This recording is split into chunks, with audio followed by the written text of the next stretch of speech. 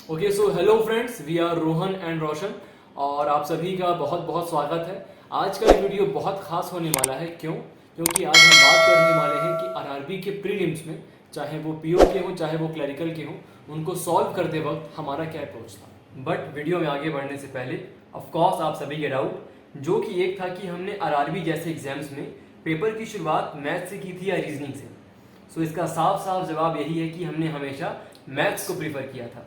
Maths को prefer करने का एक बहुत ही लॉजिकल रीज़न था, और वो ये था कि हमने हमेशा कोशिश की थी कि जितने भी अपने स्पीड मैथ्स के क्वेश्चंस हैं, स्पीड मैथ्स जैसा कि हम जानते हैं सिंप्लीफिकेशन, अप्रॉक्सीमेशन, क्वाड्रेटिक इक्वेशंस, इन सारे क्वेश्चंस को सॉल्व करें बिल्कुल फ्रेश एंड फ्री माइंड से।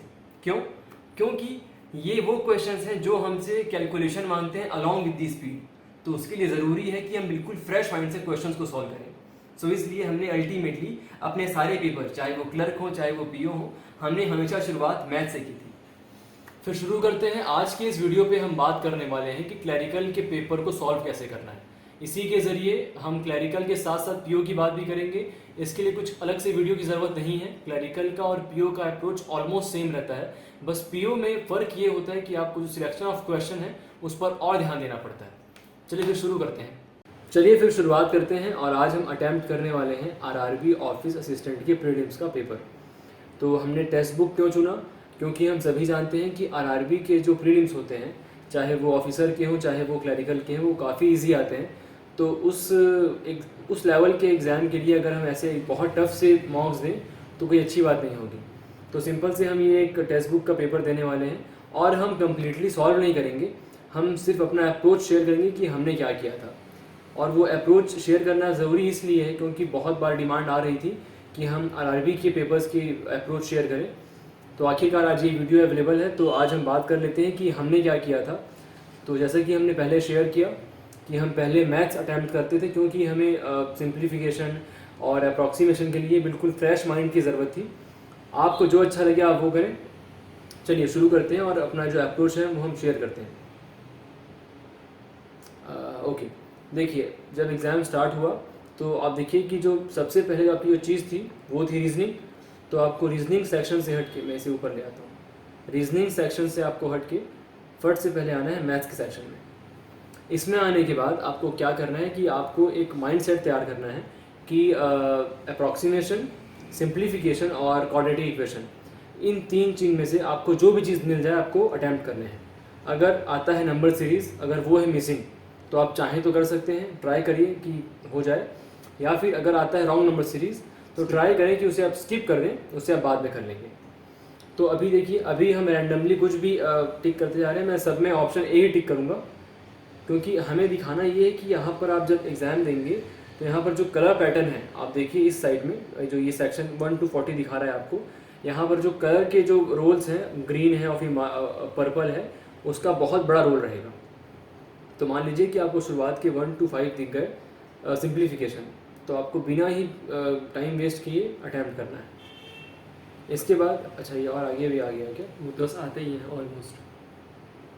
हम सबको पता होगा कि आरआरबी क्लर्क के एग्ज़ाम्स में सिंप्लीफिकेशन और approximation around 10 to 15 marks carry करते हैं। सो उसका प्रैक्टिस होना बहुत ज़रूरी है इन एग्ज़ाम्स के लिए।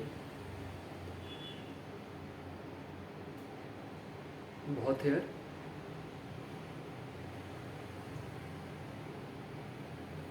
देखिए 1 to 13 हमने अपना जो सिंप्लीफिकेशन था वो कर लिया।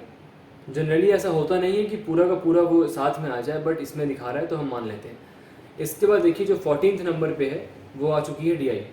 अब आपको डीआई तुरंत नहीं करना है, आपको ट्राई करना है कि डीआई का आप एक बार थोड़ा सा एक लमसम एक रिव्यू ले लें कि हाँ रिव्यू में वो कैसा है, वो डीआई बार ग्राफ है, कितने उसमें वेरिएबल्स हैं, क्या क्या उसमें इनपुट है, डेटा है। उसके बाद आपको सिर्फ और सिर्फ पहले क्वेश्चन को मार्क फॉर रिव्यू करना है, और बाकियों को सिर्फ और सिर्फ इस तरह से स्किप करते जाना है कि कहाँ तक वो क्वेश्चंस गए हैं।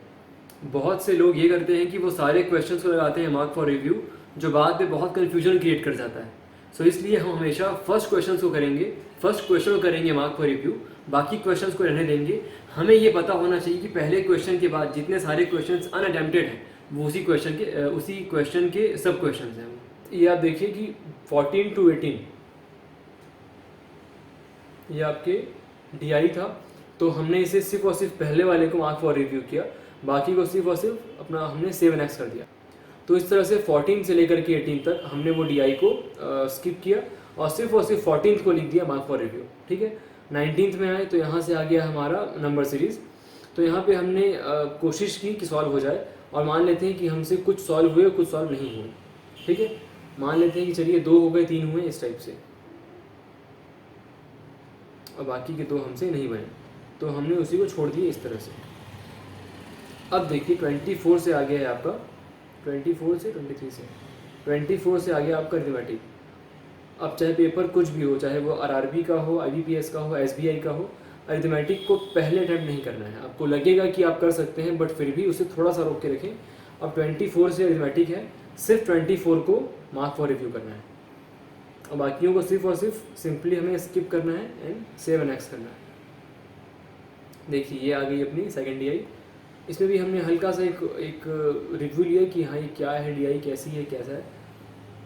ठीक है, इसमें आपको कैंडिडेट दिए हैं, नंबर दिया हुआ है, गर्ल्स का दिया है, तो बिलो मिल गया फिर। ठीक है, ये हो गया। आपको इसमें भी सिर्फ और सिर्फ फर्स्ट वाले को आपने मार्क फॉर रिव्यू किया, बाकियों को सिर्फ और सिर्फ आपने 7x कर दिया। 34 ये आपका आ गया arithmetic portion, 7 next, sorry mark for review and next, और ये आपका जहाँ तक जाने वाला है जाने दो। ओके, अब आप देखिएगा कि एक 14 से लेकर के 18 तक फर्स्ट DI और फिर 29 से लेकर 33 तक सेकेंड DI। अब क्या करना है आपको, एक बार फट से एक कंपैरिजन करना है कि इन दोनों में से इजी कौन सा है, ये DI इजी है या फिर ये DI इजी है। अगर हम होते तो हम पहले इसे करते 14th वाले को, क्योंकि इस DI में हमें दिख रहा है कि बहुत सिंपल सा डेटा है और नंबर ऑफ जीन्स हैं मॉल 1 मॉल 2 के, हम इसे पहले कर लेते और बिल्कुल स्पीड में करते। अब मान लेते हैं कि हमने इसे सॉल्व कर लिया।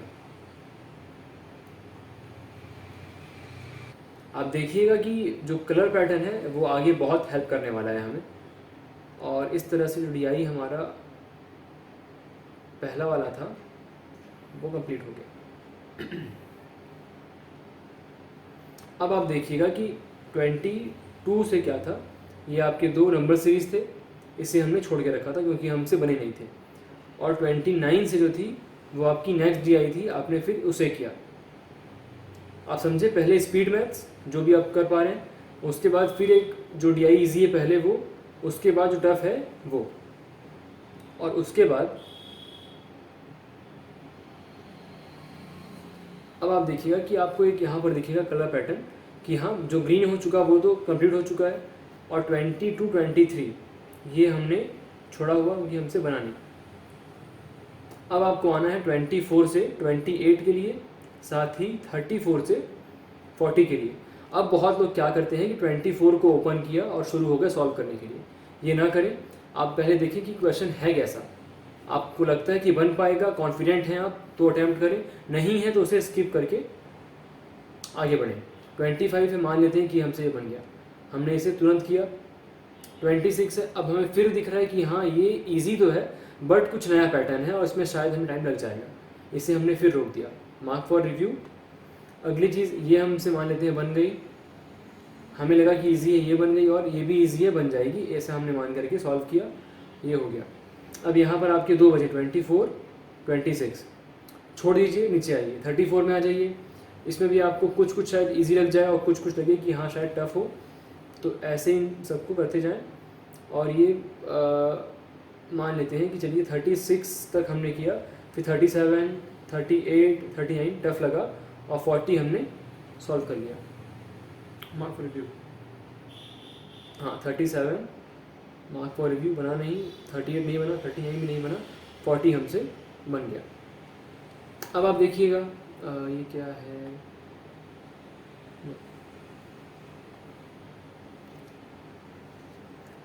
ये आपके इन 2 क्वेश्चंस को हमने छोड़ा हुआ था, और 24 26 37 38 39 ये ऐसे क्वेश्चंस हैं जो हमने छोड़े हुए थे, शायद टफ हो। अब आप पहले इन 5 को देखिएगा कि इसमें से कौन सा सबसे इजी है, मतलब टफ तो थे हाँ, लेकिन कंपैरेटिवली सबसे इजी क्या था जो आप सॉल्व कर सकते हैं। तो हमने माना कि 26 ट्राई किया जाए। 26 हमने ट्राई किया, हमसे वो नहीं बना, हमने छोड़ दिया। 24 ट्राई किया, हमसे ये बन गया।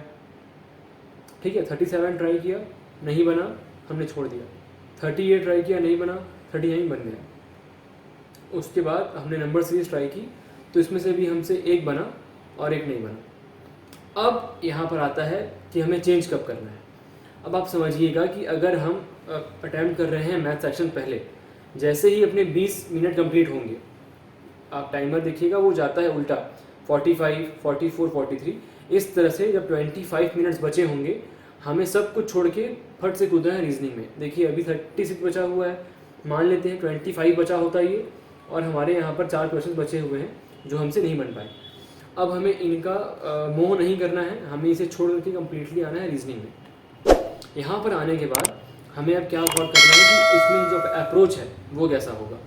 रीजनिंग के लिए अप्रोच ये होगा कि आपको जितने भी आपके पजल्स और अरेंजमेंट हैं इनको आपको शुरुआत में स्किप करना है। जैसे कि ये पहला आया आपका, ये 8 लोग बैठे हुए हैं in circular table facing side. आपने सिर्फ और सिर्फ पढ़ा फर्स्ट टाइम कि पजल है कैसा, इसमें क्या बोल रहा है, ठीक है। आपने सिर्फ और सिर्फ पहला लगाया मार्क फॉर रिव्यू, बाकियों को आपने किया सेव एंड नेक्स्ट। जहाँ पर भी आपको ऐसे आएंगे, एक क्वेश्चन रहेगा एक मार्क का, आपको ऐसे क्वेश्चंस को नहीं करना है, शुरुआत में नहीं करना है, आपको इन्हें बाद में करना है। क्यों? क्योंकि ये एक क्वेश्चन ही आपका कम से कम 1 मिनट खा जाएगा, और 1 मिनट के लिए सिर्फ और सिर्फ एक क्वेश्चन सॉल्व करना बेवकूफ़ी होगी आरआरबी के एग्ज़ाम के लिए। तो हमने इसे मार्क फॉर रिव्यू करके स्किप कर दिया। वही ये भी वही सेम हाल है, एक क्वेश्चन है और ये हमारा कम से कम 1 मिनट खा जाएगा, इसे हमने स्किप किया। ये इनइक्वालिटी आ गया, जहाँ पर भी इक्वालिटी आ जाए, इनइक्वालिटी ही है ना, हाँ ठीक है, इसे आपको सॉल्व करना है। रीजनिंग में फंडा ये है कि आपको इनइक्वालिटी, सिलॉग्स और डिस्टेंस डायरेक्शन, ये आपको जहाँ दिखे आपको सॉल्व कर लेना तुरंत। तो मान लिया हमने, अब ये देखिए ये आ गया दूसरा पजल, अरेंजमेंट है, पजल है, ये क्या है 7 बॉक्स है, मैंगो वगैरह, ओके ठीक है, ये हैं आपके अरेंजमेंट, ये ठीक है। इसे भी आपने हल्का सा पढ़ लिया, ये आपको मिल गया रिव्यू कैसा है। आपने सिर्फ और सिर्फ फर्स्ट वाले को लगाया मार्क फॉर रिव्यू में, आपने बाकियों को सिर्फ और सिर्फ स्किप कर दिया, आगे बढ़ा दिया। ये एक क्वेश्चन है 1 नंबर का और आपका 1 मिनट खा जाएगा, इसे आप स्किप करें। ये देखिए ये 8 लोग बैठे हैं ब्लड रिलेशन में। अगर आपका ये टॉपिक स्ट्रॉन्ग है तो आप डेफिनेटली इसे अटैम्प्ट करें। हमारा ये उतना स्ट्रॉन्ग नहीं था, इसलिए हम इसे हल्का स्किप करते थे शुरुआत में, तो हमने इसे स्किप कर दिया। कुछ ज़्यादा हो गया क्या, 19 तक हमने इसे स्किप किया। फिर ये देखिए सिलॉग्स आ गया। सिलॉग्स जहाँ जाए आपको अटैम्प्ट करने हैं, सिलॉग्स, इनइक्वालिटी और डिस्टेंस डायरेक्शन। वैसे ही मैथ्स में आपका सिंप्लीफिकेशन, अप्रॉक्सीमेशन और क्वाड्रेटिक और इवन नंबर सीरीज अगर मिसिंग वाले हैं तो ये आपका अल्फा न्यूमेरिक है, इसे आपको अटैम्प्ट करना है तुरंत। ये भी आपको बिल्कुल स्किप नहीं करना है, ये भी बिल्कुल एक सिलॉग्स या इनइक्वालिटी की तरह है और बहुत ईजिली आपको समझ में आ जाएगा कि आपको अटैम्प्ट कैसे करना है।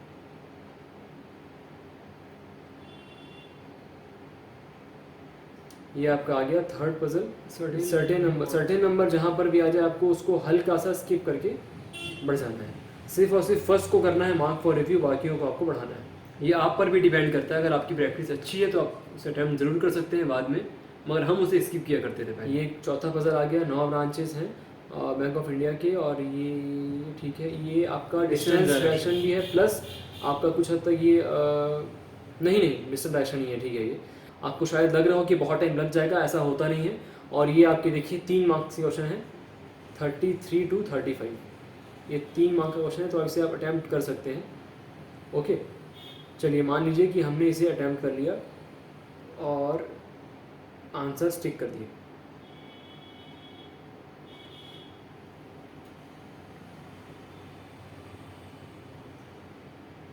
ये आपका आ गया चौथा पजल, 8 लोग हैं और ये बिल्डिंग में रहते हैं, टॉप मोस्ट फ्लोर रेट है, ये इजी पजल है।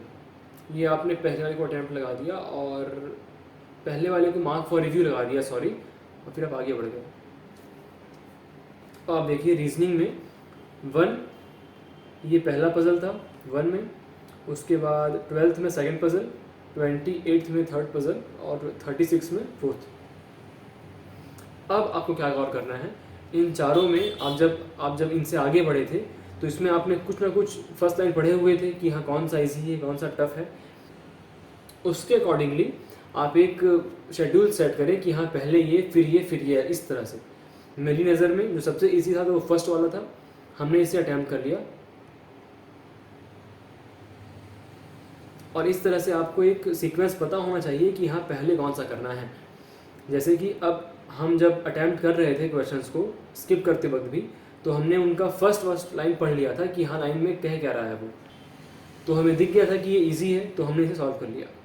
इसके बाद जो अगली चीज़ है वो हमने 6 और 7 छोड़ा हुआ था, क्यों आपको पता है। 12th ये आपका था 7 बॉक्सेस, ये भी इजी है।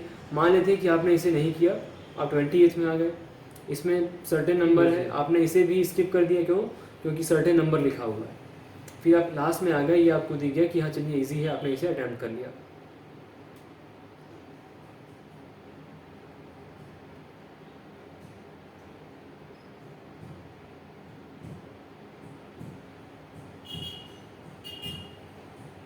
ओके, अब आप देखिए, अब आपके पास बचते हैं 2 पजल, एक 12th और एक 28th सॉरी। अब आप देखिए कि आपको इन दो में से कौन सा इजी लगता है। मैं होता अगर तो हम 12th करते, क्यों, क्योंकि 12th में कुछ सर्टेन नंबर नहीं दिया है, मतलब 12th में कुछ भी ऐसा नहीं है जो आपको छुपा कर रखा गया हो। इसमें सिंपली दिखा रहा है कि यहाँ 7 बॉक्स हैं अलग अलग फ्रूट्स के, आपको जमाना है। आपने इसे किया और इस तरह से आपके 3 पजल्स हो गए, और आपके पास लास्ट पजल करने के लिए और जो 1-2 क्वेश्चंस मिसलेनियस के हैं उनको करने के लिए टाइम मिल गया।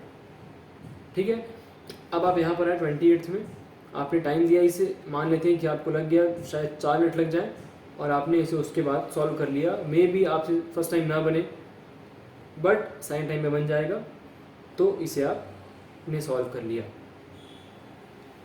अब आप देखिएगा कि बचा क्या क्या। ये ब्लड रिलेशन था, ये वाला शायद, हाँ ये था 2 नंबर का। इतना पजल करने के बाद अब मैं इस पे आऊँगा, क्यों, क्योंकि इसको करने में मुझे लग जाएंगे 3 मिनट, और ये सिर्फ और सिर्फ 2 नंबर का क्वेश्चन है। तो 2 नंबर के क्वेश्चन को उसकी हैसियत के हिसाब से आपको अटैम्प्ट करना है। तो आपको पता चल गया कि आपको पहले क्या करना है, बाद में क्या करना है। ठीक है, उसके बाद बचता है मिसलेनियस पार्ट। 17 क्या था, मिसलेनियस। आपको इसमें भी अब गौर करना है कि कौन सा वाला ईजी है। जैसे कि ये जो लिखा हुआ है, इसमें से कौन से लेटर्स आगे से पीछे से उस नंबर पर आते हैं। नहीं, 4th फ्रॉम लेफ्ट हैंड, ये कुछ और है। इससे पहले अरेंज करना है शायद अल्फ़ाबेटिकली। अच्छा, इससे पहले अरेंज करना है अल्फ़ाबेटिकली, उसके बाद कौन सा 4th फ्रॉम लेफ्ट है, तो ये इजी है, इससे आप पहले कर लें।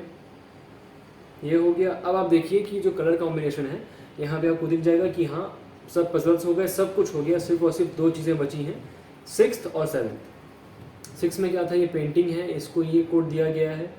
इसका आपको पता होगा कि P है तो P के आगे एक पहले वाला, फिर I और वो वाला कुछ रहता है। इससे आप कर लेंगे, ईजी है। अगर आप चाहें तो आप ऑप्शन को एलिमिनेट करके भी कर सकते हैं, आपने शायद ये बात सीखा हो यूट्यूब पे। उसके बाद आप देखिएगा कि ये लास्ट क्वेश्चन है, ये आपने कर लिया। अब मान लेते हैं कि आपके पास लास्ट के 3-4 मिनट बचे हुए हैं, या फिर 3 मिनट बचा हुआ है, और 3 मिनट में आपके रीजनिंग के सारे सवाल हो चुके हैं। मान लेते हैं कि आपका ये एक सवाल नहीं हुआ है, ठीक है, और मैथ्स में आपका नहीं हुआ है 4 सवाल। तो आपको रीजनिंग के पहले जो एक बचे हुए हैं उस पर फट से क्लिक करना है। आपको लग रहा है हो पाए तो ठीक, ना हो पाए तो घूम के आपको आना है मैथ्स में। अब आपको यहाँ पर जो आपने सवाल छोड़े थे उसमें से आपको जो लगता है कि आप अटैम्प्ट कर सकते हैं उसमें क्लिक करें। जैसे कि अब 26 है, मान लीजिए मैंने क्लिक किया, लास्ट के बच्चे हैं 3 मिनट, तो मैंने 1 मिनट दिया, इसे मैंने सॉल्व कर लिया। अब बचता है 37, 38 और 23। इसमें से मैंने एक कर लिया और बाकी 2 मुझसे नहीं बने। अब टाइम अप हो चुका। अब आप देखिएगा कि आपके मैथ्स में ये 2 बचे और रीजनिंग में आपका 1 बचा, ठीक है। अब आपको सीखना क्या था, आपके पास चाहे क्वेश्चंस कितने बचे हो, आपको टाइम को इंपॉर्टेंस देनी है। कैसे, अब 25 मिनट बचे थे, आपके मैथ्स के लगभग 4 सवाल बचे हुए थे। आपने उन चारों को छोड़ करके रीजनिंग अटैम्प्ट किया, रीजनिंग में आप आ गए। अब रीजनिंग अटैम्प्ट करते करते जब लास्ट के बचे थे 4 मिनट, तो उन 4 मिनट में आपके रीजनिंग के शायद 2 सवाल बचे हुए थे, आपने उन 2 को छोड़ा, आप वापस अब गौर करने पे आ गए कि हाँ भाई मुझे करना कौन सा है। उसके बाद आप देखिए कि हाँ भाई रीजनिंग में 2 थे, उसमें से एक ईजी है मैंने कर लिया, एक टफ था मैंने छोड़ दिया। फिर आप मैथ्स में आए, मैथ्स में हाँ भाई यहाँ पर 4 सवाल थे, उसमें से 2 ईजी थे, 2 बन गए, 2 नहीं बन पाए, कोई दिक्कत नहीं। इस प्रकार से आप देखिएगा कि आपके 80 क्वेश्चन में से 75+ हो जाएंगे अगर पेपर इजी है और आपने प्रैक्टिस की है तो। और हम सबको एक बात पे गौर ज़रूर करना चाहिए, वो ये कि आरआरबी क्लर्क के किसी भी एग्ज़ाम में आपका मोटिव यह होना चाहिए कि आप किसी एक सेक्शन को, या तो रीजनिंग या न्यूमेरिकल एबिलिटी, किसी एक को इतना परफेक्ट तरीके से प्रिपेयर करें कि आपके उसमें कम से कम 38 अबव अटैम्प्ट होने चाहिए, दोनों में या कम से कम किसी एक में फुल अटैम्प्ट। हमने हमेशा कोशिश ये की थी कि हम रीजनिंग के सारे क्वेश्चन सॉल्व करें 40 के 40। कभी कभार जैसे कि कुछ ये एक क्वेश्चन था यहाँ पर मिसलेनियस का, कुछ 12th एग्जाम्पल में लेते हैं इसे ही। हमने अक्सर ऐसे क्वेश्चंस छोड़ दिए थे वहाँ पर, क्योंकि ऐसे क्वेश्चंस जो होते हैं इनमें एक्यूरेसी की कुछ चांसेस कम रहते हैं। वहाँ पर अक्सर ये होता है कि हम वहाँ गलत करके ही आते हैं। तो हम चाहें तो 38 या 39 क्वेश्चन सॉल्व कर सकते हैं आरआरबी क्लर्क एग्जाम्स के प्री में। एंड रही बात दूसरी, तो वो थी mark for review.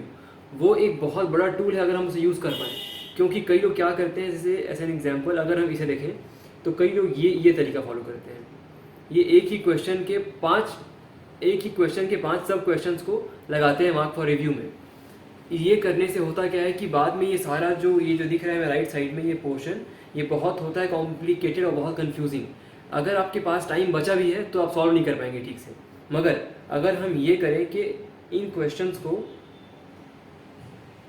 Save and next कर दें, अच्छा ओके ठीक है, इन क्वेश्चंस को ठीक है, अगर इन क्वेश्चंस को सेव एंड नेक्स्ट में रहने दें, मतलब हमने इन्हें अटैम्प्ट नहीं किया, हमने इनके सिर्फ फर्स्ट क्वेश्चन को लगाया मार्क फॉर रिव्यू और बाकियों को छोड़ दिया।